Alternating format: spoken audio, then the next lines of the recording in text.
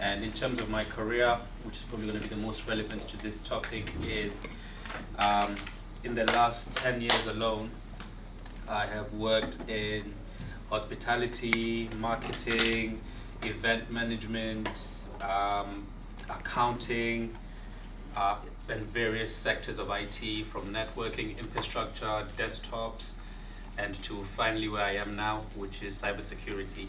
But it'll probably make a little bit more sense to you guys as we go as to why I took the journey that I did. Yeah. Thank you. I didn't even know all those other parts, so I'm learning as well. So I will pick just one of it, and maybe you could always chip in the other parts that, especially about the events and all, marketing and all. So you did accounting. So the first very simple question is, what did you do as the first degree, like a university degree? My first university degree was a BA management. So I'd done a management degree. I think like most students, let's say most African children, as soon as you finish A levels or whatever highest form of high school you can get, there's quite a lot of pressure to move straight into university. Given more time, I would have loved to take a year off and think about it, but you know how it goes. So you're an African child. Exactly, you must be studying or working. That's the rule. Okay, so yeah, so why did you decide to transition from management? Why did you decide that, no, I don't think I want to be in this field of maybe management, accounting? Why did you decide? I actually ended up also going into becoming a chartered accountant as well. So I actually worked in accounting as a profession for about a year, but it's a very stressful environment. And I think the main reason I decided to do accounting was simply because, once again, drawing from my African background, all parents want a doctor, a lawyer, or accountant to be successful. So that's potentially why I jumped straight into accounting. It's not a passion of mine or something that I liked or something that came naturally to me, but it was just the society pressure and parental pressure, and which is why I found it very stressful, which is potentially the main reason I ended up giving it up. Mentally and physically, it was too demanding, and I was really, really not enjoying it at all. Okay, so how did your transitioning start? What pre-plannings did you do? So you're working a stressful job, you know you don't really like it, it's not your passion. How did you start journeying and saying, okay, I want to go into cybersecurity? How did the journey go? You can tell us from the last 5 years, or from the time you stopped accounting until you got into cybersecurity. I think it got so bad to the point where there's a certain stress about dealing with people's money that's not your own, that it really gets to you. So I ended up just leaving accounting for no job at all. And my mom, who was there for me at the time, paid for me to go on a sabbatical back home to South Africa, where I spent 6 months at home just trying to figure life out, what it is that I want to do, where it is that I want to go, and draw some kind of plan. And when I was there, I think I looked around my community and just the world in general, just to see where the world is going. And I was thinking, job-wise, I want something. I think at the time I just want money, I want to be happy, and I want a job that's going to sustain me forever and continue being in demand. So at the time I only got as far as IT. I was like, computers and technology, great. I'm never ever not going to be employed. So when I came back, that's when I initially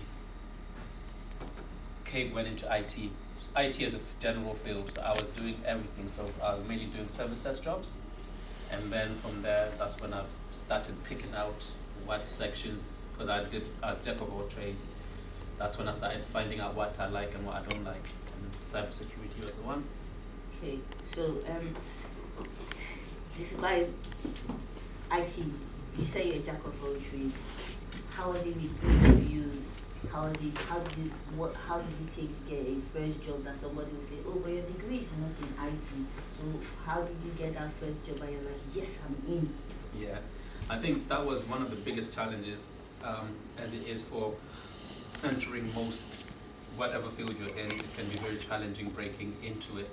So I didn't have any qualifications, I didn't have any skills no knowledge of IT apart from my own computer that I work with at home. So for me, it was a case of you need to, being realistic is the most important thing. I can't just go into IT and be like, I want to be a cybersecurity analyst. Let's go. So what I did was actually signed up for an agency, doing an agency called Hayes. They managed to get me my first IT job, which was a printer contractor. Printer contractor just meant I swapped out printers. So I didn't do anything technical.